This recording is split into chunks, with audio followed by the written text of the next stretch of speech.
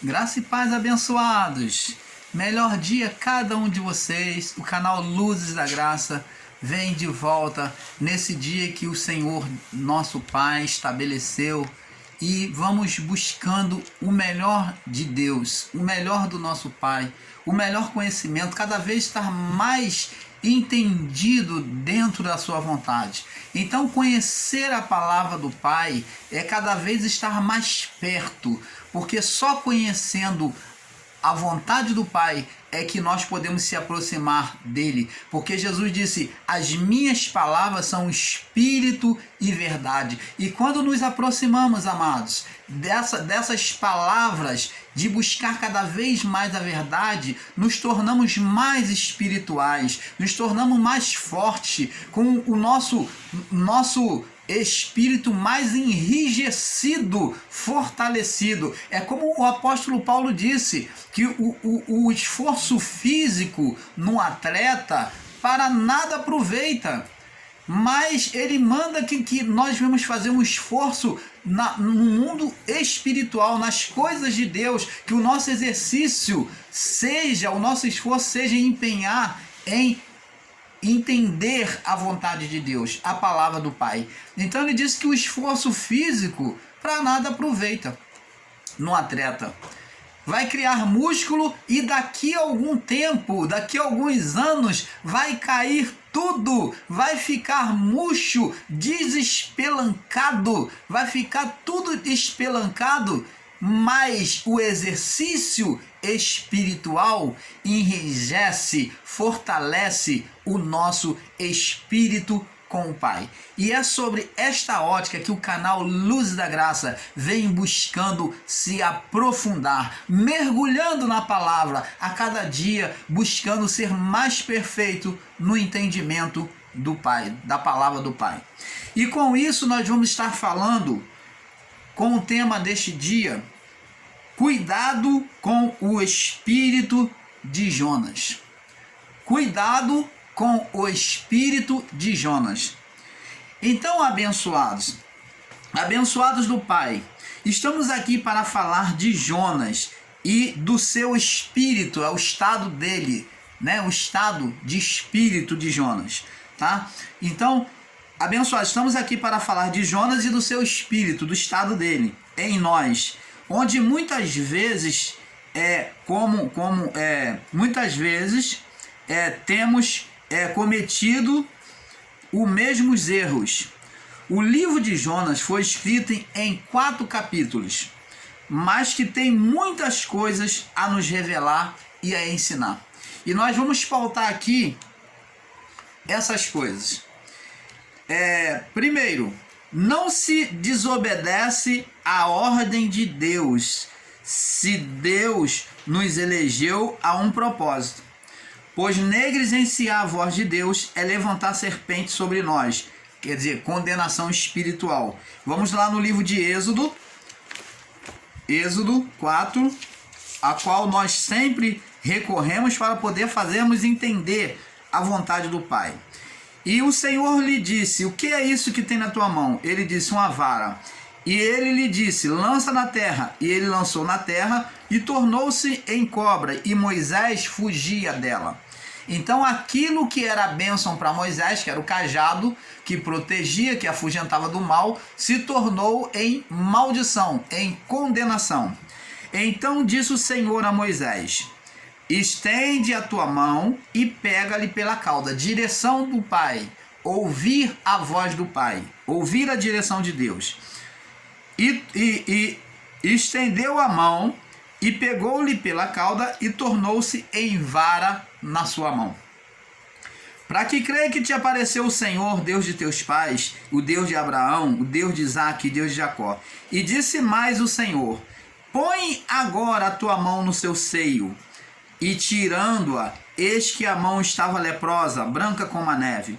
E disse: torna a pôr a tua mão no teu seio. E tornou a colocar a sua mão no seu seio, depois tirou-a do seu seio, e eis que se tornara como a sua carne, limpa. Então, abençoados, observa bem isso. Agora vamos sobre essa mesma ótica lá no livro de Deuteronômio, que confirma esta sentença sobre aquele que despreza a palavra de Deus. Nós vimos aí que Deus está mostrando para Moisés que o desprezo à palavra traria condenação, né? Lepra, né? Lepra e condenação de serpente. Serpente significa demônios, espíritos malignos, tá bom? Essa serpente é a representação de espíritos malignos, demônio.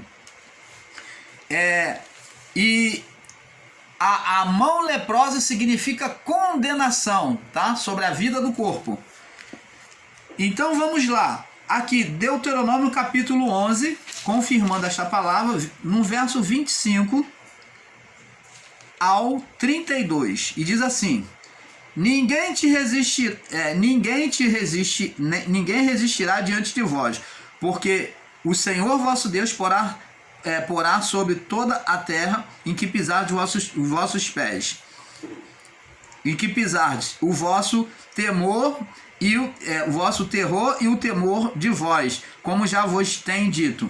E diz aqui, verso 26: eis que hoje o põe diante de vós a bênção e a maldição. Então escolha: mão no peito, bênção; mão no peito, leprosa; mão no peito de novo, bênção. Então, do coração do homem, está escrito lá em Provérbio 4, 23, que procederia, né?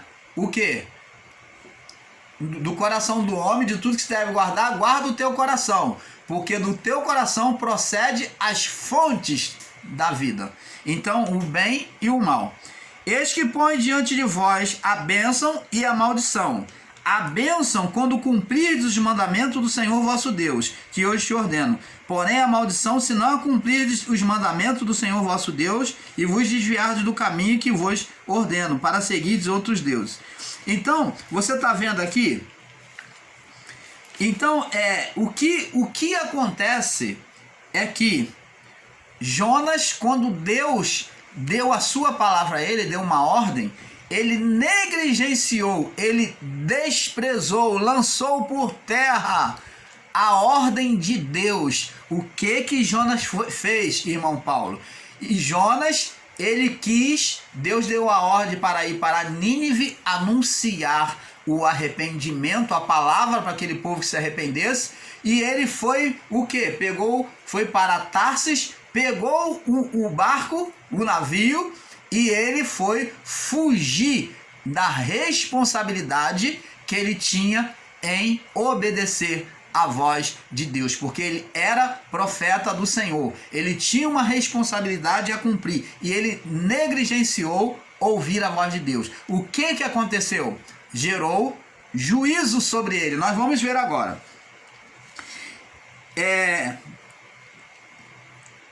Não se obedecer à ordem de Deus, principalmente se Deus nos elegeu a um propósito, pois negligenciar a voz de Deus é levantar serpente sobre nós. Condenação espiritual. Êxodo 4, do 2 ao 7, Deuteronômio 11, do 25 ao 32, onde muitas vezes os que estão ao nosso lado sofrem condenação, sofrem sentença por causa da nossa negligência, onde o mal só será apartado quando formos retirados do meio. Nós vamos ver isso lá no livro de Josué, confirmando, para que você não diga: irmão Paulo está usando textos sob pretexto. Vamos lá. Josué,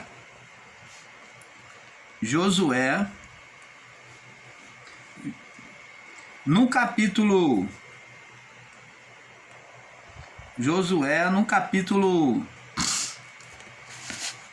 deixa eu ver se o irmão Paulo acha aqui, peraí.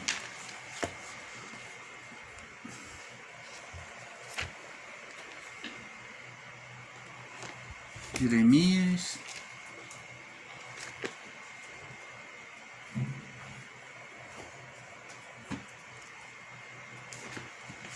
Livro de Josué, deixa eu ver aqui, é Josué capítulo 6, né? Josué 6.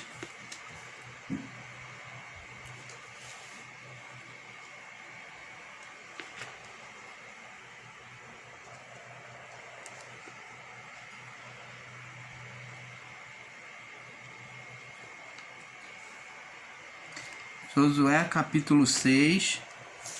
Peraí, deixa eu ver aqui. No capítulo 6, no verso... Me perdoa, irmão Paulo, demora um pouquinho, porque as folhas, a palavra aqui é muito, as páginas são muito finas. Capítulo 6, no verso 17, diz assim: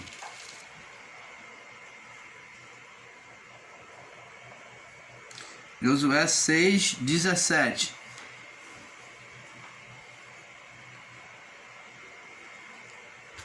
Eu creio que acho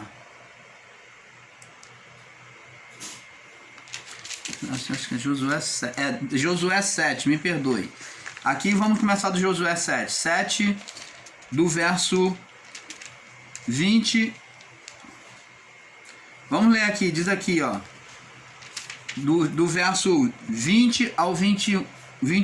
Diz assim: E respondeu Acã a Josué e disse: Verdadeiramente pequei contra o Senhor Deus de Israel, e fiz assim e assim. Vi entre os despojos uma boa capa babilônica, 200 siclos de prata e uma cunha de ouro de peso de 50 siclos. Cobicei-os e tomei-os, e eis que estão escondidos na terra, no meio da minha tenda, e a prata por debaixo dela. Então você vê aqui que, amados e abençoados, você pode ler em Josué, a partir agora do verso capítulo 6, do Josué 6, do capítulo 7, do 36 em diante, você vai ver que por causa de Acã, no período do povo israelita no deserto, caminhando para Canaã, Acã, ele vê os despojos, né? Ele vê os despojos e ele vê uma capa babilônica, né? Uma capa bem trabalhada, toda forjada em ouro, né? Então as linhas, os alinhavados, tudo em ouro. E Acã cresce os olhos e pega os tesouros, a capa, e enterra na sua tenda. E aquilo dali traz uma sentença de maldição sobre o povo de Israel, aonde leva o povo de Israel a ficar enfermo, aonde leva o povo de Israel a perder a batalha, por causa do pecado de Acã. Então, da mesma forma, nós vamos ver que em relação a Jonas acontece essa sentença. Quando Jonas pega o navio para Tarsis, aquele navio, naquele lugar ali onde Jonas está, aquele povo sofre um juízo, aonde o mar se torna revolto, a ponto de quase despedaçar o barco. Então, Jonas estava lá, dormindo, despreocupadamente. Mas o juízo tinha chegado a ele. E aqueles homens acordam ele para ver o que está acontecendo. Como é que pode? Todo mundo está quase morrendo e esse homem está dormindo. Então eles vão querer saber. Então, a sentença por causa da nossa negligência, onde o mal só será apartado quando formos retirados do meio. A desobediência tornou Jonas, né, o profeta, né, o homem de Deus, aquele que ensinava, tornou o profeta impuro. Vamos ver lá no livro de Números. Números fica depois de Êxodo, vem Êxodo, Gênesis, Êxodo, Levítico, Números. Números, capítulo 19. 19, diz assim. Números 19, no verso 22. Diz assim, olha o que diz aqui, ó. E tudo o que tocar o imundo também será imundo. Então é isso, irmão Paulo. Porque Jonas foi para o barco, ele tinha a condenação nele, como Deus mostrou para Moisés, que o desprezo à palavra trazia condenação, levantava serpentes, trazia lepra. Então, ele se tornou imundo, então ele levou aquela condenação para aqueles homens para aquele lugar, para aqueles homens no barco. Então tudo que tocar também será imundo. A pessoa que tocar será imunda até a tarde. Você está entendendo, amado? Então Jonas, ele tornou aquele estado daquelas pessoas que cercavam ele condenada. Quantas das vezes muitos de nós, por deixarmos de ouvir a voz de Deus, trazemos condenação. O homem de Deus, a mulher de Deus que se torna carnal, levanta espíritos malignos, demônios, que vêm trazer juízo, condenação sobre a vida da pessoa. E muitas das vezes essa condenação atinge, que é sobre nós, que estamos no estado de condenação, atinge as pessoas em nossa volta. Há em graça aqueles que não participam e não aceitam este ensinamento. E eu digo para você, parabéns para você por não aceitar. Porque você só deixa de enxergar o mundo espiritual, de entender as coisas de Deus. Eu não me sinto nem um pouco afetado de você aceitar ou não aceitar. De bem me quer, mal me quer. Eu não me sinto, porque o canal Luz da Graça está aqui para mergulhar na verdade do Pai e não na verdade humana do achismo do homem. Então, amados, como Jonas, nós produzimos demônios. Hoje não condenação de juízo. Nós vamos ver que aqui houve um juízo na vida de Jonas, como há um juízo na nossa vida, no corpo. Vamos ver aqui. Observe no verso 4 ao 11 que o desprezo à palavra do Criador fez vir a sentença sobre todos os homens do barco. Vamos lá. Vamos lá no livro de Jonas, capítulo, no verso 4, capítulo 1, verso 4. Diz aqui: mas o Senhor mandou um grande vento e fez-se o mar uma forte tempestade, e o navio estava a ponto de quebrar-se. E então temeram os marinheiros e clamaram cada um ao seu Deus, e lançaram ao mar as cargas que estavam no navio para aliviarem do seu peso. Jonas, porém, desceu ao porão do navio e, tendo-se deitado, dormia um profundo sono. E o mestre do navio chegou-se a ele e disse: que tens, dorminhoco? Levanta-te, clama ao teu Deus, talvez assim esse Deus se lembre de nós, para que não pereçamos. E diziam cada um ao seu companheiro: vinde, lancemos sorte, para que saibamos por que causa nos sobreveio este mal.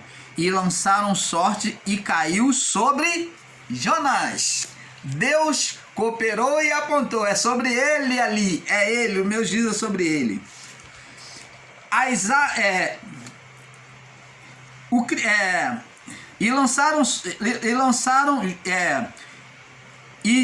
Vamos lá, e disseram: declara-nos, verso 8, declara-nos tu, por causa de quem nos sobreveio este mal, e que ocupação é a tua, de onde vens, e que terra, e qual é a tua terra, e por que, e de que povo tu és? Agora Jonas vai falar a verdade. E ele lhe disse, não mentiu: eu sou hebreu. Nós dizemos: eu sou cristão. Você que está do sistema religioso, você fala: eu sou crente, eu sou evangélico. Mas se não obedecer à voz do Pai, vai levantar espíritos de condenação, de juízo na vida do corpo. Você está entendendo? É verdade, amados. E Jonas disse: eu sou hebreu e temo ao Senhor. Ele era filho de Deus, ele temia Deus. E Deus, o Deus dos céus, que fez o mar e a terra. Então ele confessou toda a verdade, o Deus perfeito. Então esses homens se encheram de grande temor e disseram-lhe: por que fizeste isto? pois sabiam os homens que fugiam da presença do Senhor, porque eles o tinham declarado. E disseram-lhe: que te faremos nós para que o mar se nos acalme? Porque o mar se tornara cada vez mais tempestuoso. E ele lhe disse: levantai-me e lançai-me no mar, e o mar se aquietará. Porque eu sei que por minha causa vos sobreveio essa grande tempestade, igual com Acã. Acã foi o corrupto que chegou lá e trouxe coisas idolatradas para o meio do povo de Israel. E Jonas trouxe a desobediência a Deus, a negligência em ouvir a voz de Deus, produziu juízo que Deus havia mostrado por meio de Moisés. Levantou serpentes, juízo sobre a vida do corpo. As águas têm a representação do juízo de Deus. Então você vê que os homens, ele pede que os homens peguem ele, levante ele e jogue sobre as águas. As águas têm a representação do juízo de Deus. Vamos ver lá no livro de Gênesis. Vamos começando a entender esses mistérios da palavra do Pai. Gênesis capítulo 6, do 17 ao 22. Diz assim: porque eis que trago um juízo de águas sobre a terra. Então, desde os tempos primórdios, desde o início, a água tinha e teve, a partir do juízo, a partir do dilúvio, a águas passou a ter a representação do juízo de Deus. Vamos ver. Depois nós vemos que também o fogo, o primeiro juízo foi a água, e depois sobre Sodoma e Gomorra o fogo. Então houve dois juízos, duas representações de juízo, água e fogo. Porque eis que trago um dilúvio de águas sobre a terra. Verso 17. Para desfazer toda a carne em que há espírito de vida debaixo dos céus.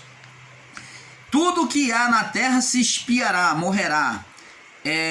E diz mais aqui, mas contigo estabelecerei minha aliança, estarás na arca, tu e teus filhos, e tua mulher, e as mulheres de teus filhos contigo. E tudo que vive, toda a carne, tudo que vive e toda a carne, 2 de cada espécie farás entrar na arca, para conservar vivos contigo, macho e fêmeas serão. Das aves conforme a sua espécie, e dos animais conforme a sua espécie, de todo réptil da terra conforme a sua espécie, 2 de cada espécie virão a ti para conservar em vida. Leva contigo toda a comida e que se come, e ajunta para ti, e te será para alimento a ti e a eles. E assim fez Noé, conforme tudo que Deus lhe mandou, assim o fez. Então você está vendo, amados e abençoados, o juízo, as águas aonde Jonas foi lançado, foi a representação de juízo.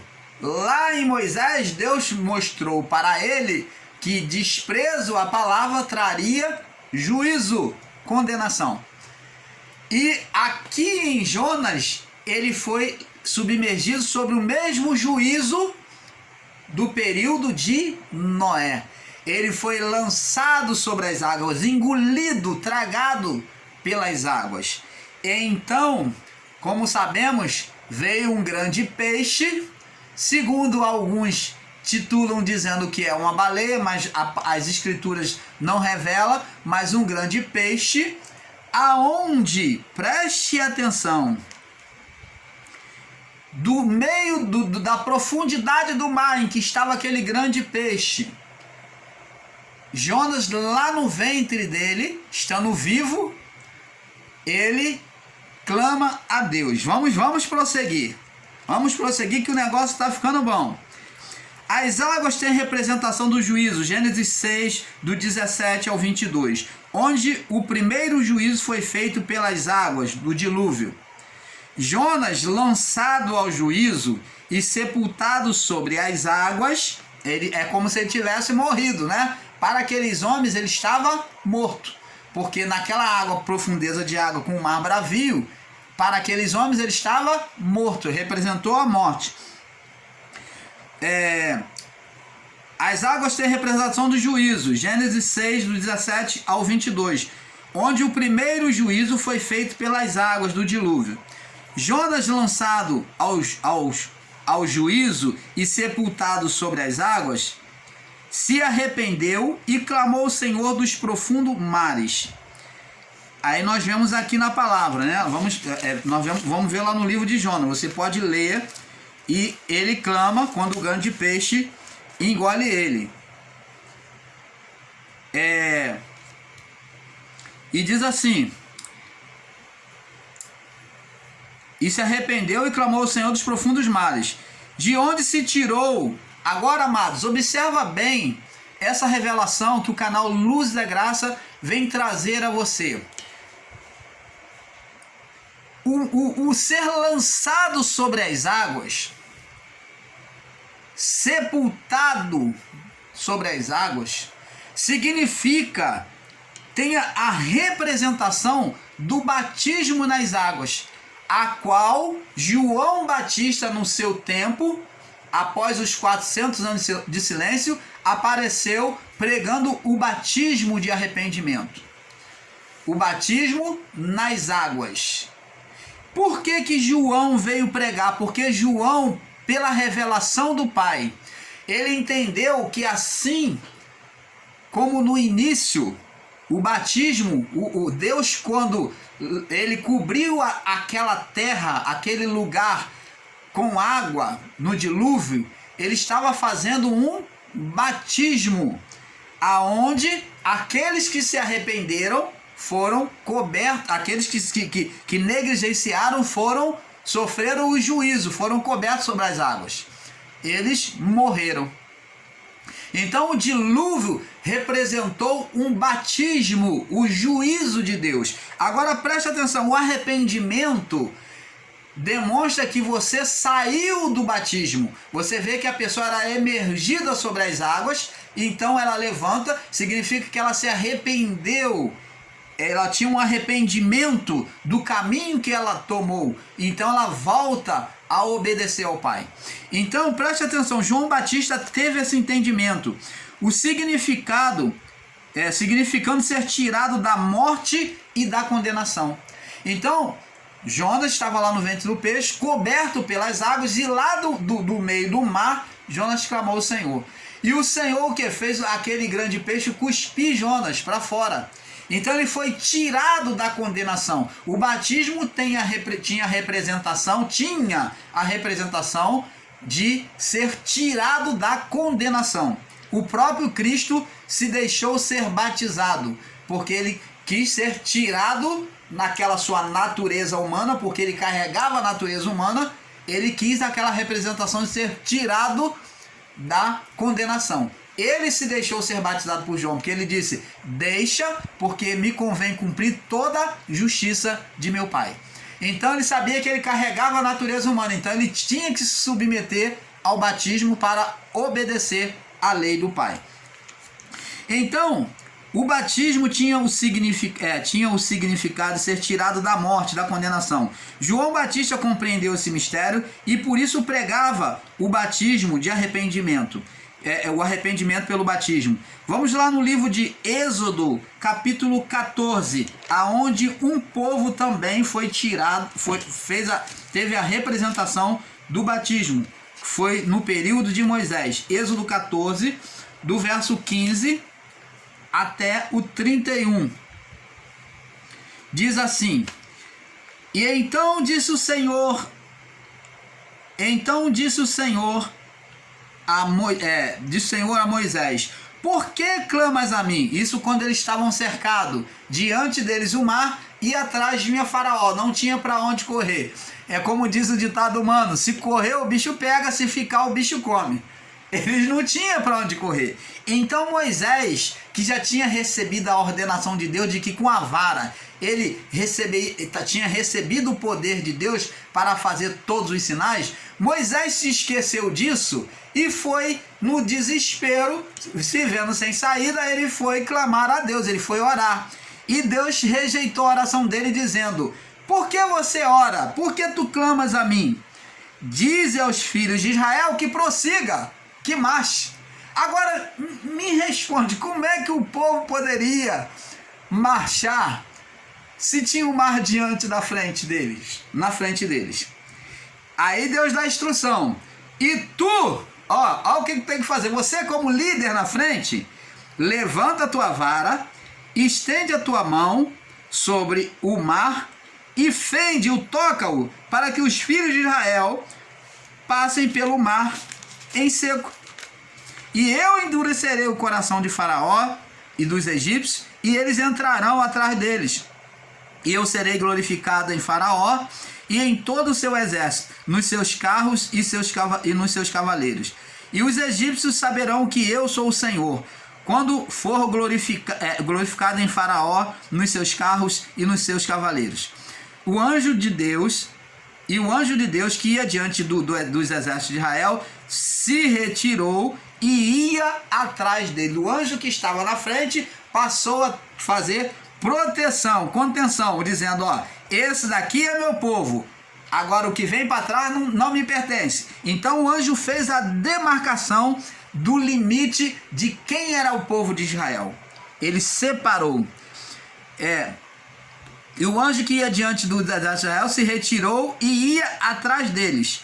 Também a coluna de nuvem se retirou de diante e se pôs atrás deles. Então vê, o anjo do Senhor e a representação do juízo, né? Do juízo, que é a coluna de nuvem. E ia entre o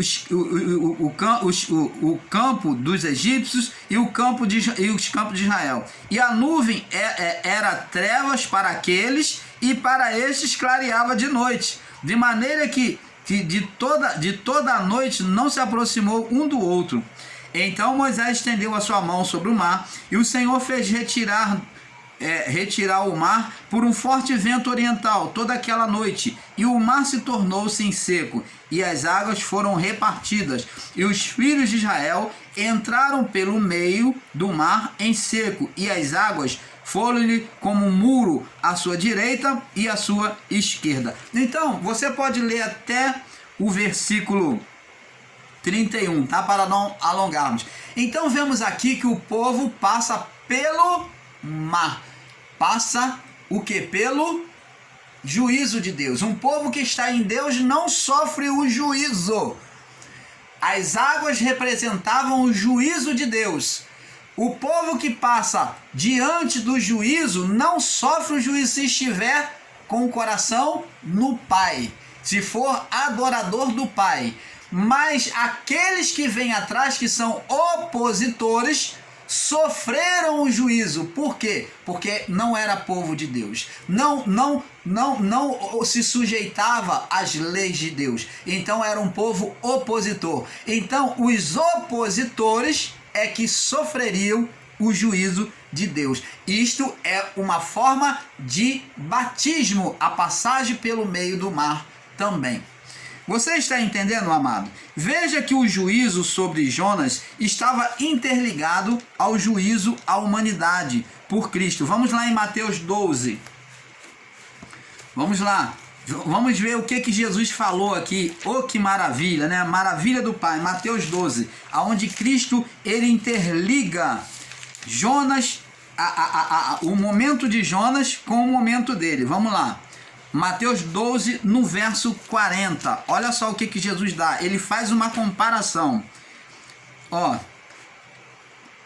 Pois como Jonas esteve 3 dias e 3 noites no ventre da baleia, assim estará o Filho do Homem 3 dias e 3 noites no coração da terra. Então Jesus ele faz aqui uma comparação com os juízos de Jonas, o juízo sobre Jonas, com o juízo sobre ele, sobre a humanidade que tinha nele a representação. Porque quem sofreria o juízo era Cristo, mas por quem? Pela humanidade. Então Jesus ele faz uma comparação do juízo de Jonas com o juízo sobre a humanidade nele. Então ele faz essa mesma ligação. Da mesma forma que o profeta Jonas desprezou a palavra de Deus desde Adão até a cruz, o povo considerado rebelde e fujão, o povo foi considerado rebelde e fujão em obedecer à voz do Pai. Por isso Jonas foi a figura comparativa de Cristo na sua morte e condenação. Se observarmos bem no capítulo 2, do 1 ao 10, vamos ver, capítulo 2 de Jonas, do 1 ao 10. Vamos lá, capítulo 2, do 1 ao 10. E orou Jonas ao Senhor Deus das entranhas do peixe, né, na profundeza do mar. E disse: na minha angústia clamei ao Senhor, e ele me respondeu. Do ventre da sepultura, Jesus estava na sepultura, gritei, e tu ouviste a minha voz. Por que tu me lançaste no profundo, no coração dos mares, e as correntes das águas me cercou? E todas as tuas ondas e as tuas vagas têm passado por cima de mim. Eu disse: lançado estou diante dos teus olhos. Todavia, tornarei a ver o seu santo templo. As águas me cercaram até a alma, e o abismo me rodeou, e as algas se enrolaram na minha cabeça. Eu desci até os fundamentos do monte. A terra me cercou para sempre com os seus ferrolhos, mas tu fizeste subir a minha vida da perdição, ó Senhor meu.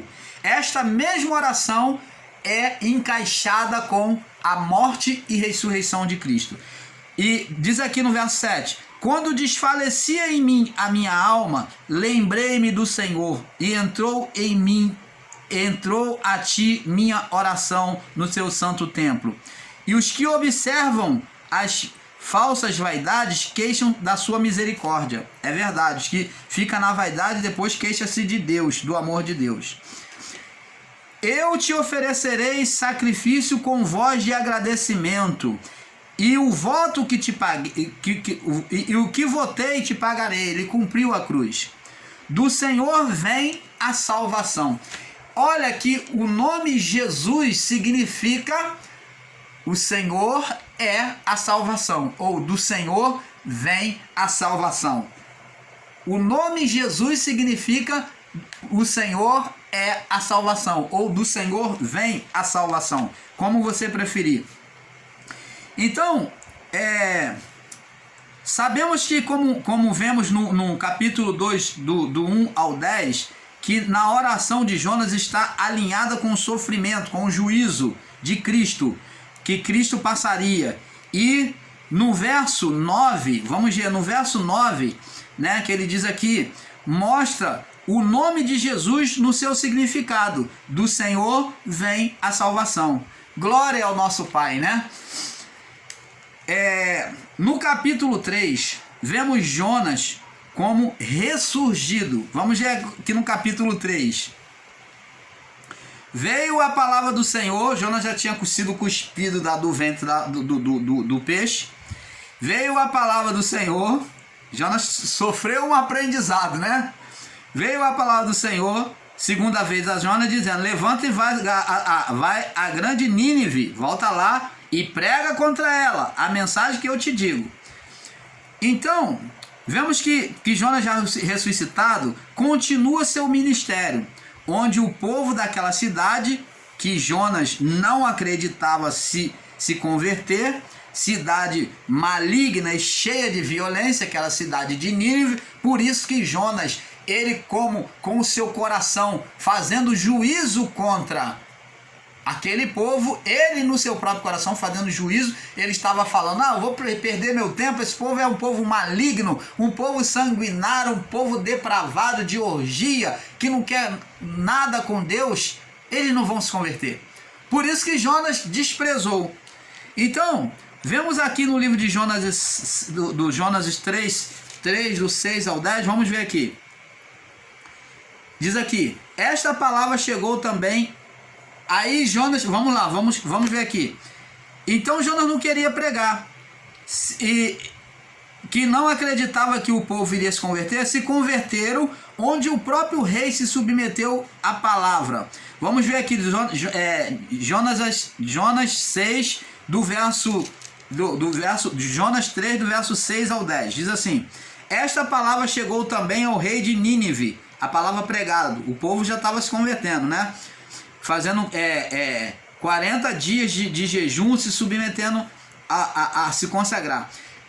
No verso 6 diz assim, esta palavra chegou também ao rei de Nínive, e ele se levantou-se do seu trono, tirou de si as suas vestes, cobriu-se de pano de saco e sentou-se sobre as cinzas. E fez uma proclamação que se divulgou em Nínive pelo decreto do rei e dos seus grandes, dizendo, nem homens, nem animais, nem bois, nem ovelhas provem coisa alguma, nem lhe dê alimentos, nem bebam águas, mas os homens e os animais sejam cobertos de saco, clamem fortemente a Deus e converta-se cada um do seu mau caminho e da violência em que há nas suas mãos. Quem sabe quem sabe se voltará Deus e se arrependerá e se apartará do furor da sua ira, de sorte que não pereçamos. Viu Deus as obras deles, como se converteram do seu mau caminho, e Deus se arrependeu do mal que tinha anunciado que lhe faria e não fez. Glória a Deus. Então, para vocês que pregam que tudo é Deus, que não tem como mudar a sentença, que Deus já tem escrito já e não pode ser mudado, se Deus disser que vai morrer, então vai morrer. Então por que então ele ouviu a oração de Ezequias? E por que esse povo de Nínive, ao se arrepender uma vez que já estava sentenciado, porque esse povo de Nínive moveu o coração de Deus a trazer a salvação sobre eles, a não fazer o mal que ele iria fazer? Por quê? Porque houve uma conversão, houve uma renúncia dos caminhos errados. Então, amados, temos que ter esse entendimento. Sabemos que no capítulo 1, a oração de Jonas está alinhada com o sofrimento, né, que é o juízo que Cristo passaria. E no verso 9 mostra o nome de Jesus e o seu significado. No capítulo 3, vemos Jonas como ressurgido, ressuscitado, continuando seu ministério, onde o povo daquela cidade, que Jonas não acreditava se converter, cidade maligna e cheia de violência, se converteram, como o próprio rei se submeteu à palavra e levou a todos a se submeterem. O que Jonas não esperava, com o seu espírito condenador, que nem muitos de nós, né? Condenador e julgador, pois não acreditava que havia salvação para aquele povo e esperava o pior para eles, pois não foi assim, pois antes eles aceitaram a palavra e se converteram. Veja em Jonas 3, do 10, Jonas 3:10, né, como se converteu o rei e todo aquele povo, e do 4 a capítulo 4, do 1 ao 4. Vamos ver agora. Vamos ver qual a atitude de Jonas. Capítulo 4, Jonas 4, do 1 ao 4. Mas isso desagradou extremamente a Jonas, e ele ficou irado. Que homem de Deus, hein?